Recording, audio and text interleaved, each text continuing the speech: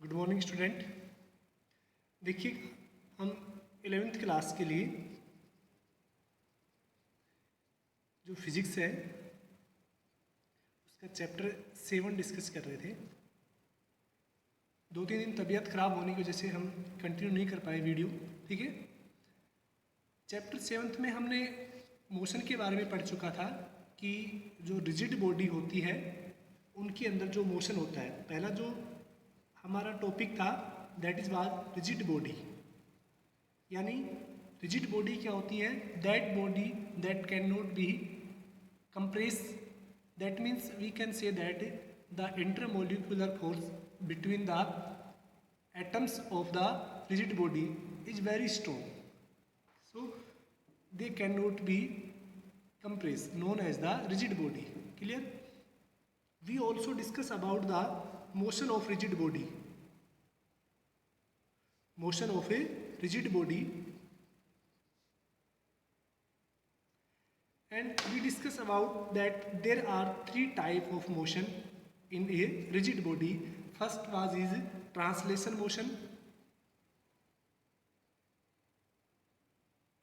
Translational motion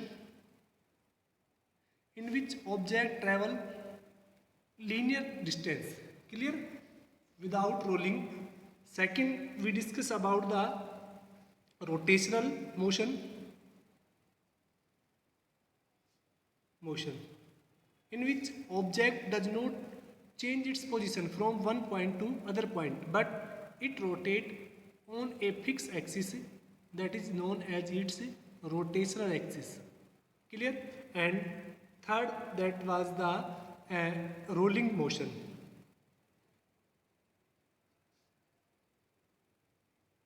Rolling motion means in which object travel along the travel as well as translation motion and a rotational motion, like as the motion of wheel in a car. That is the example of a rolling motion. In case of rolling motion, both translation motion and rotational motion perform. Clear? Today our next topic is center of mass.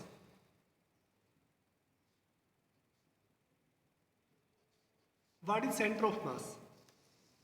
We know that every body consists different particle, every body made by the infinite number of particles.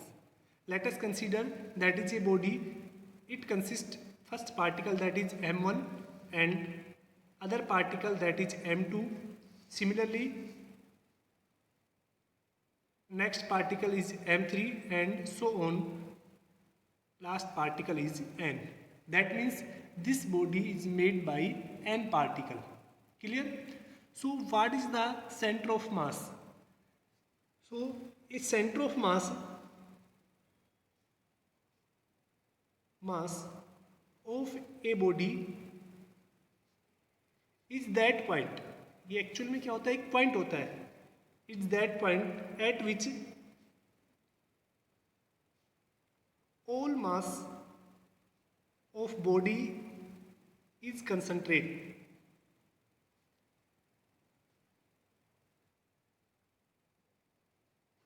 यानी किसी भी body का वो point जहाँ पर पूरी body का मास है, क्या है?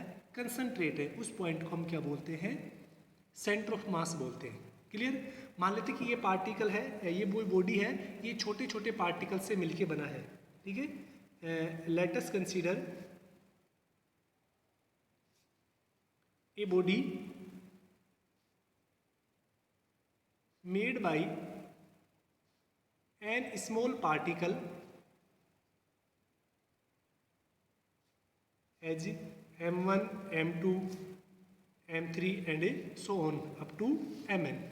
यानी मान लेते हैं कि कोई भी बॉडी है वो छोटे छोटे n पार्टिकल से मिलके बनी है, जिनका मास कितना है? इंडिविजुअल पार्टिकल का मास हमने क्या मान लिया है? m1, m2, m3 up to mn तक हम उनको कंसिडर कर चुके हैं.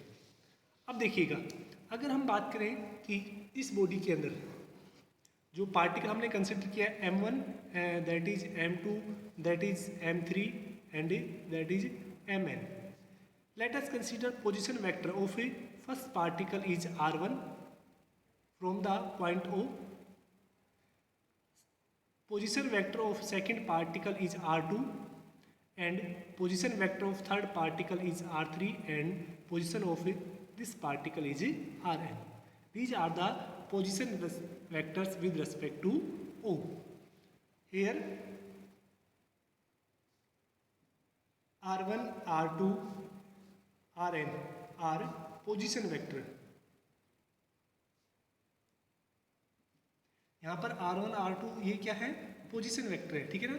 तो देखिएगा सेंटर ऑफ मास की डेफिनेशन से मीन्स कि इस बॉडी का जो सेंटर ऑफ मास है, मान लीजिए ये पॉइंट सेंटर ऑफ मास है, तो इस पूरे पार्टिकल्स का जो मास है वो कहाँ पर कंसंट्रेट होगा, इस छोटे से रीजन पर कंसंट्रेट होगा।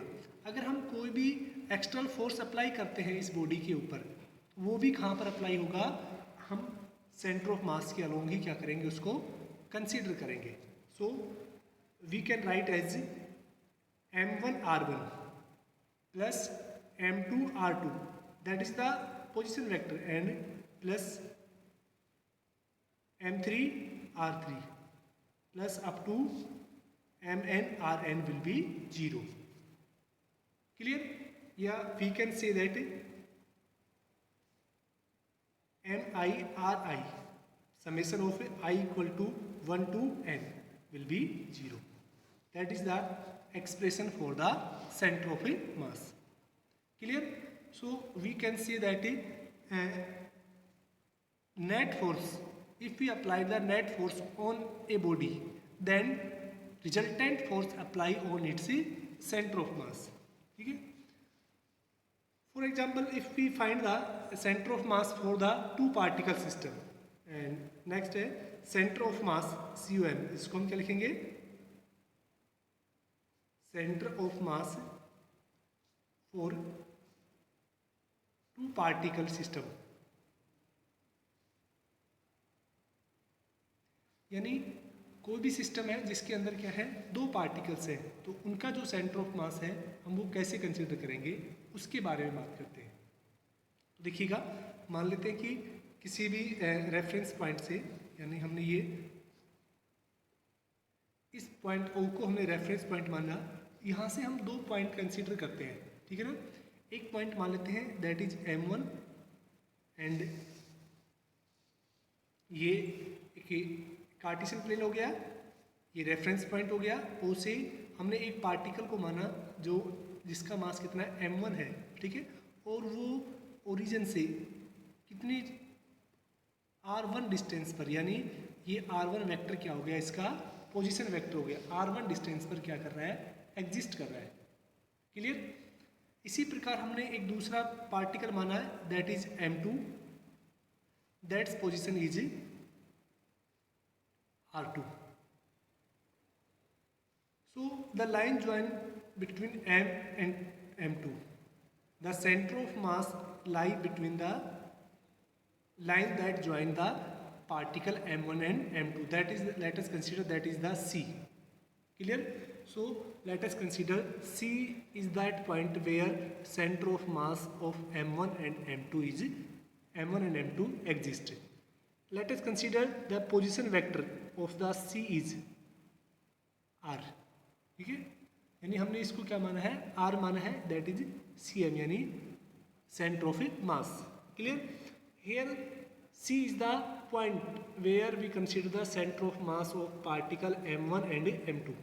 If a particular condition where m1 equal to m2, then center of mass exists at the midpoint of line AB. अगर m1 और m2 का मास बराबर है तो हमेशा सेंटर ऑफ मास इन दोनों को मिलाने वाली लाइन के मिड में होगा. क्लियर? अब देखिएगा, अगर हम यहाँ से सेंटर ऑफ मास की डेफिनेशन से बात करें तो यहाँ से कितना हो जाएगा, देखिएगा m1 r1 plus m2 r2 that will be 0. Centre of mass क्या कहता है, mass into its distance from the origin will be 0. If we discuss about the vector flow, ठीक है, vector law of triangle addition, ठीक है. If we discuss about the vector of triangle addition, what is the resultant of this expression, that will be let us consider r1 dash, that will be r1 minus RCM। यहाँ पर हम triangle law of vector addition apply करते हैं, ठीक है ना। तो ये रिजल्टेंट मान लेते हैं r1 डैश है, ठीक है ना। तो देखिएगा ये RCM हो गया और ये क्या हो गया, R हो गया। तो इन दोनों का रिजल्टेंट कितना होगा, देखिए अपोजिट में है तो माइनस हो जाएगा R1 माइनस RCM। क्लियर। ऐसे ही अगर हम R2 डैश की बात करें, यानी इन दोनों का जो पोजीशन वेक्टर का डिफरेंस है उसके बारे में बात करें तो वो कितनी हो जाएगी, R2 minus RCM, that is equal first and that is equation second. Clear. यानी हमने R1 और R2 को कंसीडर कर लिया, ठीक है। अब देखिएगा इन R1 और R2 की वैल्यू को, ठीक है ना, अगर हम यहाँ पर प्लेस करते हैं इस इक्वेशन में, ठीक है ना, तो यहाँ से देखिएगा कितना हो जाएगा,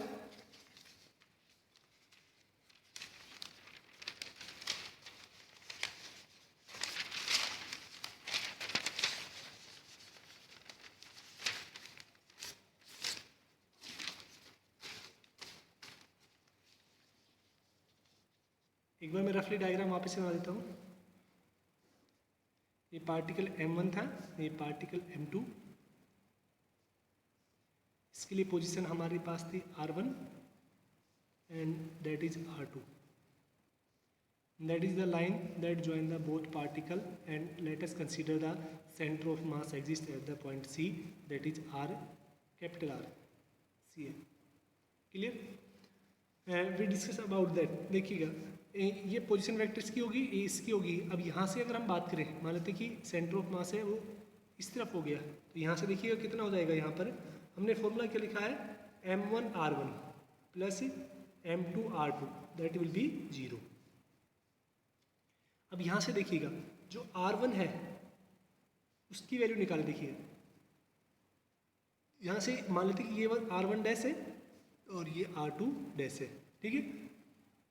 तो पोजीशन वेक्टर के अकॉर्डिंग यहाँ से कितना हो जाएगा, R1 डैश माइनस RCM और R2 कितना हो जाएगा, R2 dash minus RCM। Clear.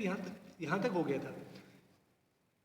इसको इक्वेशन A है, ये फर्स्ट इक्वेशन है और ये सेकंड।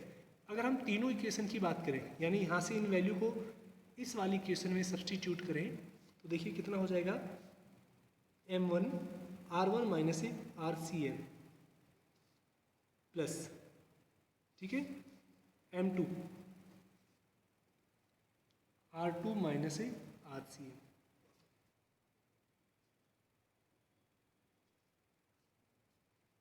क्लियर। अगर हम इनको सोल्व करते हैं तो that will B M1 R1 minus M RCM plus M2 R2 minus M2 RCM। यहाँ तक क्लियर, ठीक है। या फिर इसको हम इस तरह से लिख सकते हैं कि यहाँ से M1 R1 plus M2 R2, इन दोनों में से RCM के हम कॉमन लेते हैं तो माइनस RCM कॉमन हो गया, यानी M1 माइनस या M1 प्लस M2 हो गया। क्लियर।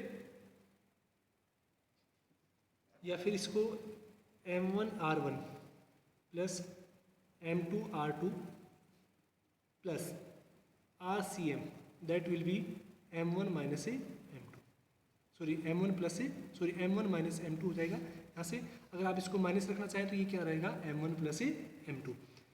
अब ये जब माइनस इधर लेके आएंगे हम, ठीक है ना, अभी हम इसको प्लस ही रख लेते हैं। ये माइनस इधर आएगा तो जब यहाँ पे क्या आएगा, इक्वल साइन आएगा तो ये माइनस किस में हो जाएगा, प्लस में कन्वर्ट हो जाएगा, ठीक है ना। देखिएगा वापस से समझ लेते हैं एक बार कि M1 R1 minus M RCM plus M2 R2 minus M2 RCM, इन दोनों को हमने साथ लिखा है यहाँ पे, ठीक है। इन दोनों में से इन एक्सप्रेशन में हमने RCM को कॉमन ले लिया तो M1 प्लस M2 हो गया। क्लियर।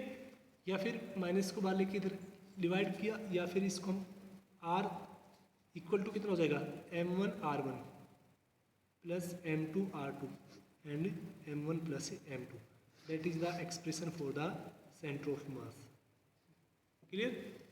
तो ये क्या होता है, किसी भी टू बॉडी यानी टू सिस्टम ऑफ पार्टिकल्स के लिए सेंटर ऑफ मास का एक्सप्रेशन।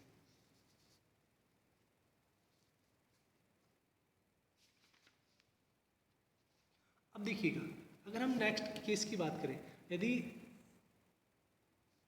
m1 बराबर किसके, m2 के है, ठीक है ना, तो जो RCM होगा सेंटर ऑफ मास वो कितना हो जाएगा, R1 प्लस R2। क्लियर? तो ये ध्यान रखना है आपको, अगर m1 और m2 बराबर है तो उस केस में R1 प्लस R2 अपॉन क्या हो जाएगा, 2 हो जाएगा।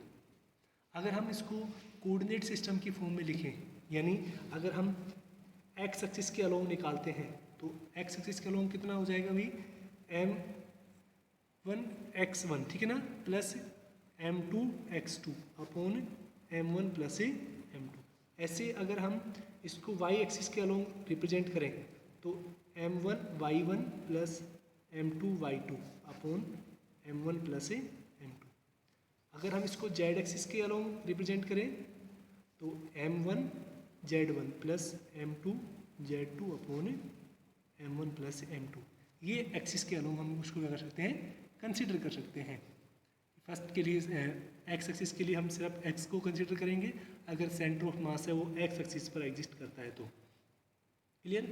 अगर वाई एक्सिस पे कंसिडर एग्जिस्ट करता है तो हम इसको इस तरह से रिप्रेजेंट करेंगे, ठीक है। अगर जेड एक्सिस पे कंसिस्ट करता है तो हम उसको इस तरह से रिप्रेजेंट करेंगे।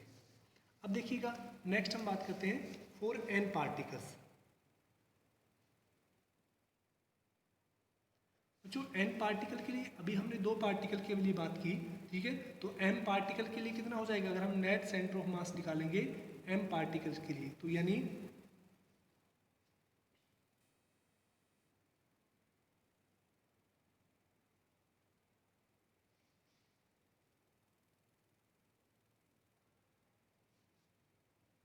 m1 r1 plus m2 r2 plus mn rn upon m1 plus m2 plus up to m, that will be the center of mass for n particle। Clear?